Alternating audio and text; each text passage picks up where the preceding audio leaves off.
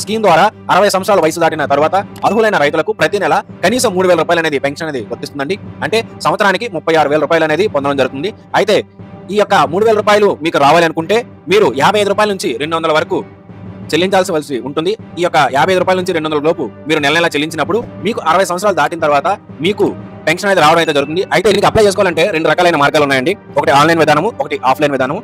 Offline అంటే మీకు దగ్గరలో ఉన్న సిఎస్సి సెంటర్స్ అంటే నెట్ సెంటర్స్ లో కానీ లేదా మీ సేవా కేంద్రాలు కానీ సందర్శించాలండి. అదే ఆన్లైన్ విధానం అంటే MAANDHAN.IN లో కూడా మీరు ఆన్లైన్ లో డైరెక్ట్ గా మీరు రిజిస్టర్ అయితే అవ్వచ్చండి. అయితే ముందు ఆఫ్లైన్ విధానం గురించి ఒకసారి చర్చించుకుందాం. ఆఫ్లైన్ విధానం అంటే మీరు దగ్గరలో ఉన్న సిఎస్సి సెంటర్ కి మీ యొక్క ఆధార్ కార్డు, మీ యొక్క బ్యాంక్ ఖాతా బుక్ మరియు మీ యొక్క ల్యాండ్ కి సంబంధించిన పాస్బుక్ కానీ 1B జెరాక్స్ కానీ పట్టుకెళ్ళినట్లయితే అక్కడ ఉన్న ఆపరేటర్ మీ యొక్క వివరాలని ఆన్లైన్ లో నమోదు చేస్తారండి. ఆన్లైన్ లో నమోదు చేసిన తర్వాత మీ యొక్క ఆధార్ను బట్టి అన్ని వివరాలు ఎంటర్ చేసి మీ యొక్క మొబైల్ నెంబరు ఇతర వివరాలన్నీ ఎంటర్ చేసిన తర్వాత మీకు ఒక నెంబర్ అనేది జనరేట్ అవుతుందండి. ఆ నెంబర్ మీద మీ యొక్క మొదటి నెల ప్రీమియం అనేది చెల్లించవలసి ఉంటుంది.